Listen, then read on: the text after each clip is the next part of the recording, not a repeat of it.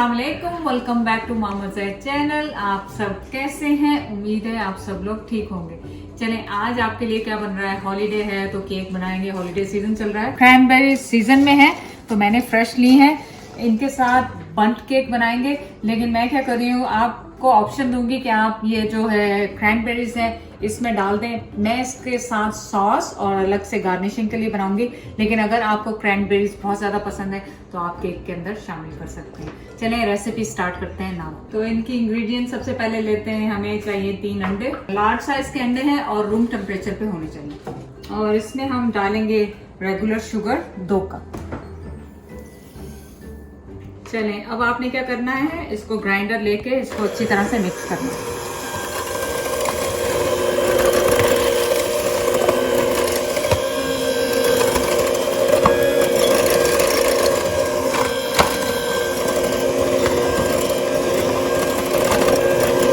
Sugar और जो अंडे हैं वो मिक्स हो गए हैं इसमें। अब आपने क्या करना है, इसमें डालना है 1 टेबलस्पून वनीला एक्सट्रैक्ट। यहाँ पे मेरे पास 1/3 कप कनोला ऑयल है, आप कोई सा भी यूज कर सकते हैं।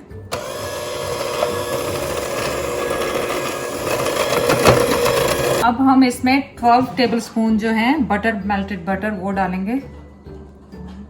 अब हमने बटर डाल के भी इसको मिक्स कर लेना है अच्छी तरीके से। 1 कप बटर मिल्क है वो इसमें जा रहा है।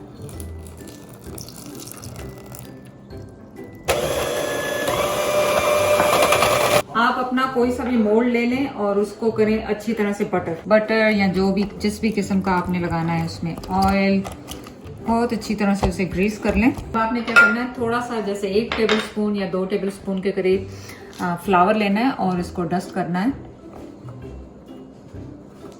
ताकि आपका जो केक है वो इस पे स्टिक ना हो। तो अब आपने क्या करना है, आप लेमन ले लें या ऑरेंज ले लें, उसका तकरीबन 1 टेबलस्पून के करीब आपने इसमें लेमन जेस्ट डालना है।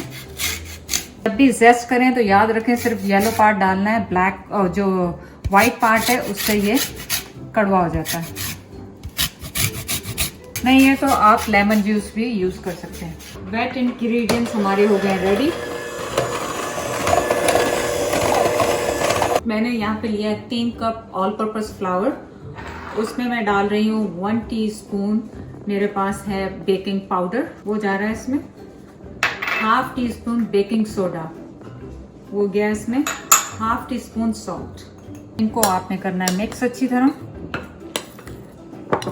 तो अब आपने क्या करना है, इस सारे मिक्सचर में ये जो हमने फ्लावर बनाया था, मैदा, बेकिंग सोडा, बेकिंग पाउडर, इसको सारे को सिफ्ट कर लेंगे इसमें। आपने कुछ भी नहीं, इसको अच्छी तरह मिक्स करें।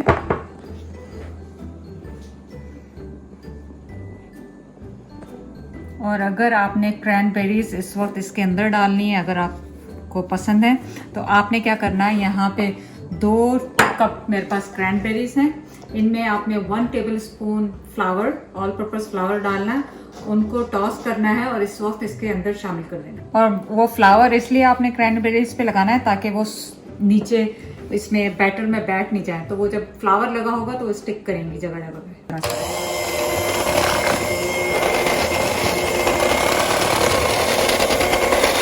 तो आप देखें कि ये बैटर कितना स्मूथ सा हो गया है। और अब इस टाइम पे आपने अपनी क्रैनबेरीज में 2 कप क्रैनबेरीज लेनी है आपने, मैंने फ्रेश क्रैनबेरी ली है। उसमें आपने 1 टेबलस्पून ऑल पर्पस फ्लावर डालना है, उसको टॉस करना है और इसके अंदर मिक्स कर देना है।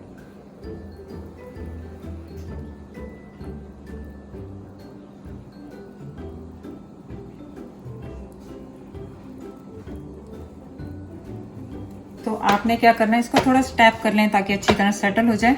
और जब भी आप इस केक बेक करें तो कोशिश करें उसके ये थोड़ा सा उसमें गैप हो, अगर उससे राइस होना हो तो कुछ आपके पास जगह हो। तो मैंने ओवन रखा है प्री हीट होने के लिए 350 पे, और जैसे ही वो प्री हीट होगा ये उसमें जाएगा। सो ओवन हो गया 350 पे। अब हम इसे रखेंगे 45 to 50 मिनट्स। यहाँ पे हमने लिया है, हम क्या बना रहे हैं अब, क्रैनबेरीज से हम इसको बनाएंगे कोटेड शुगर की क्रैनबेरीज, जो कि आप गार्निश कर सकते हैं और बना के रख सकते हैं, स्नैक के टाइम पे भी खा सकते हैं।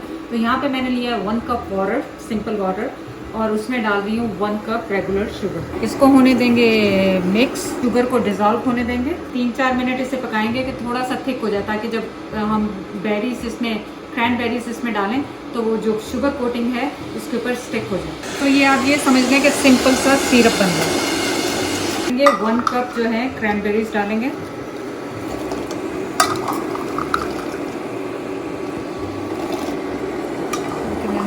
मैंने 1.5 कप डाला, थोड़ा सा इसमें होने देंगे कोटेड। चलिए अब करेंगे स्टोव को ऑफ। अब आपने यहाँ पे 1 कप के करीब मेरे पास शुगर है, ये लेनी है, आपने इसको निकालना है।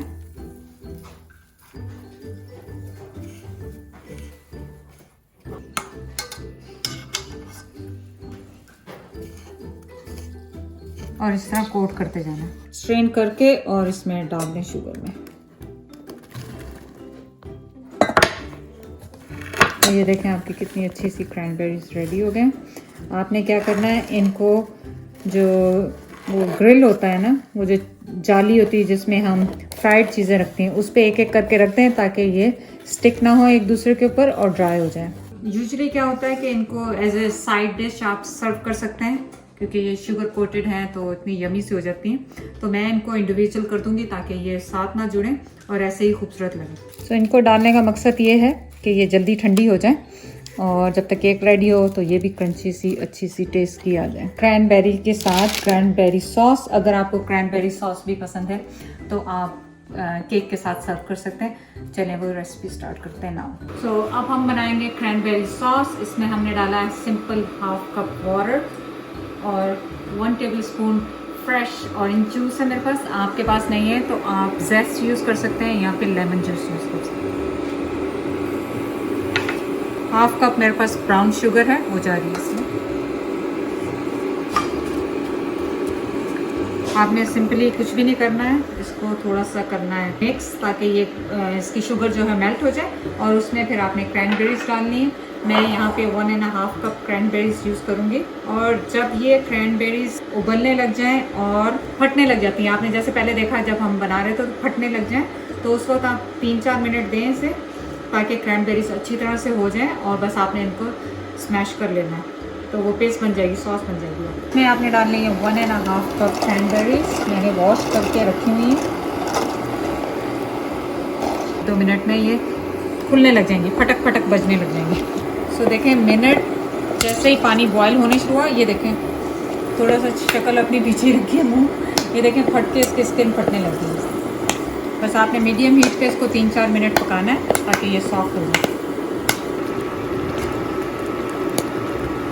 आप देखेंगे इनकी स्किन बिल्कुल आ रही है एक साथ बाहर। आप बस इसी तरह इनको इसी तरह 1-2 मिनट छोड़ेंगे तो ये बिल्कुल खुद ही से सॉस बन जाएगी। तो मैंने इसे क्या किया, मैश करने के लिए इसमें बहुत अच्छी तरह से मैशर डाला था कि मैश हो जाए। और अब आप इसी में मिक्स करते हैं इसको और आप ये देखें कितनी अच्छी खूबसूरत सी आपकी सॉस जो है तैयार हो गई है। सो चलें जी, अब हम क्या करेंगे, हम ग्लेज रेडी करेंगे। उसके बगैर केक कैसे पूरा हो सकता है। तो मेरे पास यहाँ पे 1.5 कप जो है पाउडर शुगर है, ये मैंने ली है और इसे मैं कप में डाल रही हूँ ताकि मिक्स करने में थोड़ी सी आसानी हो। और अब यहाँ पे मेरे पास 1 टीस्पून वनीला एक्सट्रैक्ट है और 3 टेबलस्पून मेरे पास ऑरेंज जूस है फ्रेश, इसमें मैं ये मिक्स कर रही हूँ। और अब आपने क्या करना है, इसको थोड़ा थोड़ा करके इसमें डालना है और इसको मिक्स करना है ताकि आपकी वो कंसिस्टेंसी रहे जो आपको ग्लेज के लिए चाहिए।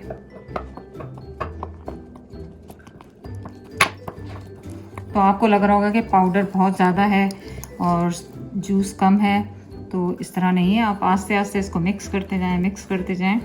एकदम से डालेंगे तो एकदम पतला हो सकता है या बहुत थिक, आप अपनी मर्जी के हिसाब से रख सकते हैं।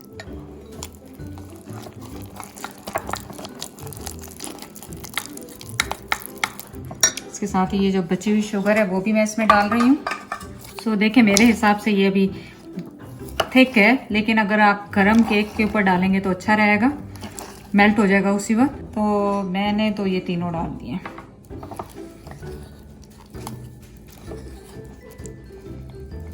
और अच्छी तरह से इसको मिक्स कर लें और बहुत अच्छी तरह से मिक्स हो गया। देखें कोई इसमें लम्प्स कुछ भी नहीं है। हमने 3 चीज़ें केक के लिए साइड के लिए बना ली हैं, तो कोई टाइम भी नहीं लगा। केक आप ऑलवेज चेक करें अपना कि डन हो गया। चलें अब आप इसे होने दें ठंडा थोड़ा सा।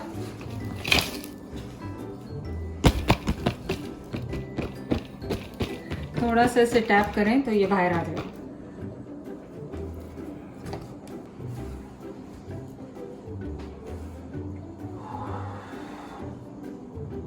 तो चलें क्या हुआ कि आप जब ये निकालें, गरम गरम आपने ट्रे में निकालना है। अगर आप थोड़ी देर वेट करेंगे तो ये ओपन होने लग जाएगा और क्रैक होने लग जाएगा। सो आपने क्या करना है, इसे गरम गरम थोड़ा सा टैप करके निकाल लेना। अब इसको आप रेस्ट होने दें। रेस्ट होने के बाद आप चाहें तो इस वक्त अपना ये सॉस इसके ऊपर डाल सकते हैं, या उस वक्त डालें जब आप सर्विंग प्लेट में रखते हैं। तो मैं थोड़ी सी अभी डाल देती हूँ और थोड़ी सी बाद में रख लेंगे। और इस वक्त अगर आपको ये सॉस जो है लग रही है कि बहुत गाढ़ी है, तो आप इसमें लेमन जूस डाल लें। और अगर पतली लग रही है तो पाउडर शुगर डालें, तो उससे ये वैसे ही हो जाएगी जैसी आपको चाहिए।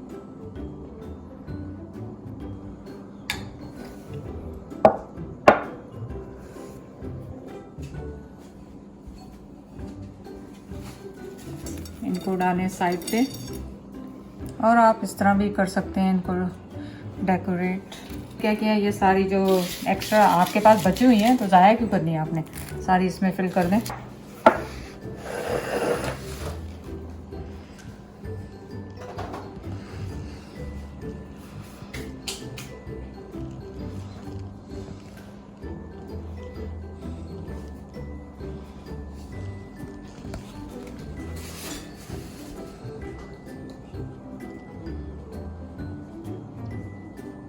तो अब आपने ले अपनी शार्प नाइफ। अभी मेरा केक गर्म है, केक को आप रेस्ट करने दें, ठंडा होने दें इस टाइम पे।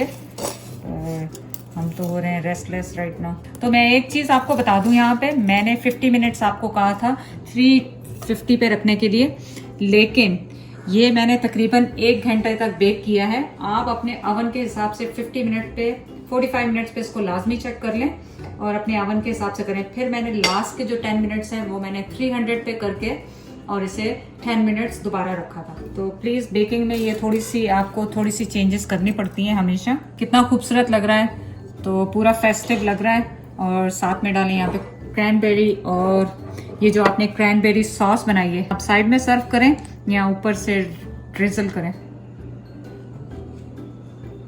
और दूसरे पे आप डालें अपना